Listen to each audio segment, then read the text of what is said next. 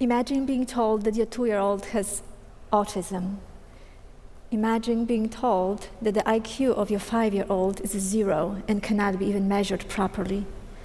Now, imagine looking at your 21-year-old, the same child, playing the piano in front of audiences, Mozart, Beethoven, but not being able to function independently or communicate verbally. I want the world to know how much he has achieved and give him the voice that he lacks.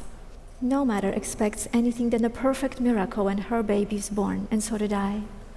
2 years after my husband and I immigrated from Poland to the United States, my second child, Miłosz, was born in Clearwater, Florida. There were a few signs in his early development that differentiated him from my firstborn neurotypical son, Patrick. At first, he was a happy, easygoing baby.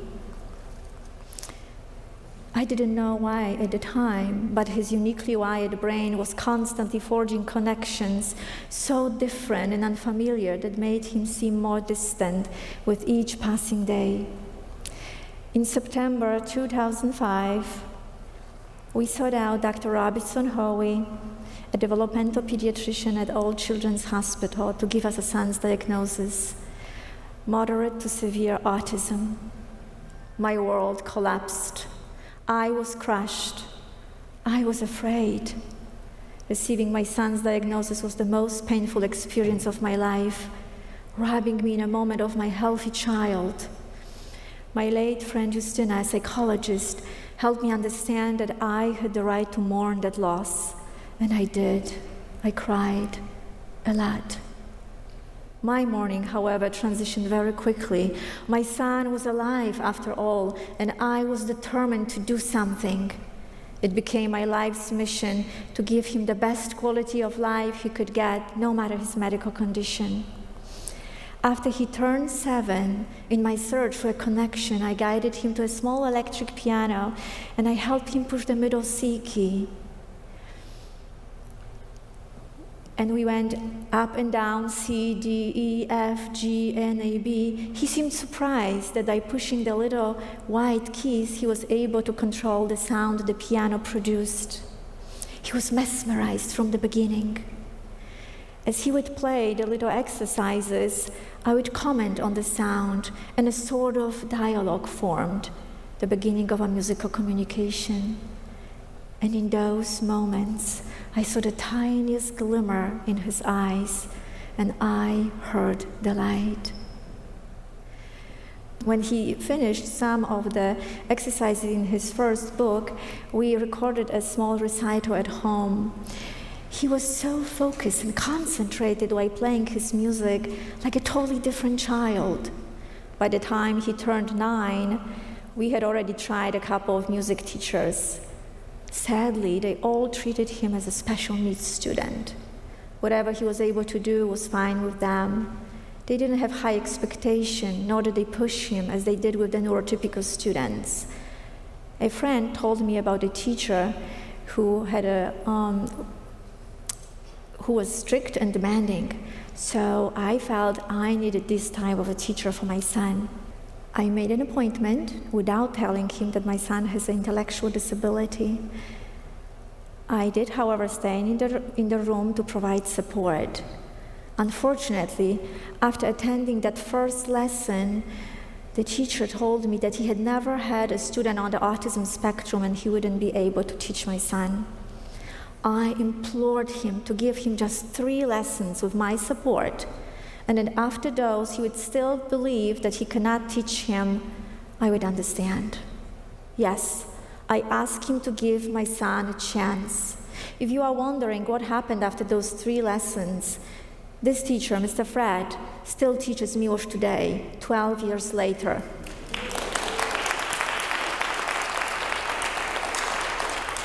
Music continued to be the way to communicate during family celebrations and to help create inclusion during the difficult time of middle school. The first real success came when Miłosz was allowed to join the middle school jazz band. When it came time to transition to high school, We picked the Pinellas County Center for the Arts, PCCA, that gives high school because it has a piano major. This very advanced program requires auditions, and Miłosz auditioned with an exceptional student education assistant to support him. Although the judges at the audition saw that this prospective student were going to be different, they too gave him a chance. They gave my son a chance, and he was accepted as the first piano major student with autism in the program's 35-year history. He continued to participate in general education classes with his ESE assistants, guardian angels, who are also present during the various musical productions being behind the curtains. Although Miłosz's reading comprehension peaked at only the 4th grade level in his senior year, he graduated magna cum laude with the top 10% of his class with a standard high school diploma. This wouldn't be possible without his music, his assistants, his teachers, his village. Included in that village are other organizations who also heard the light and gave him a chance when they heard him play. In 2022, Miłosz received the title Inspirational from the Help Us Gather, or HUG, a nonprofit based in Florida whose mission is to improve the quality of life of persons with disabilities. And Park Center for Disability, another Florida nonprofit who opened its doors for Miłosz and invited him to play during various events. And there is also a special thanks to many Polish-American organizations who also invited him to play. As Mr. Inspirational, he performed at the Tampa International Airport in December 2022, where Mark Schoenfeld, impresario and Broadway creator, heard him play. He too heard the light. Touched by the similarities by Miłosz's life story and that of a project he's working on, a musical, Music Boy, about the healing power of music and the mother-child bond that makes it possible, he inspired me to write my story, and I did. The book, with the foreword by Mr. Schoenfeld, is titled I Heard the Light, a mother's story of her son's journey through autism to self-expression. It fills in the many trials, tribulations, and inspiration of Miłosz's journey that my short talk cannot possibly cover. Now I would like Miłosz to introduce himself in the only way he can, with his music. Please welcome Miłosz Gasior.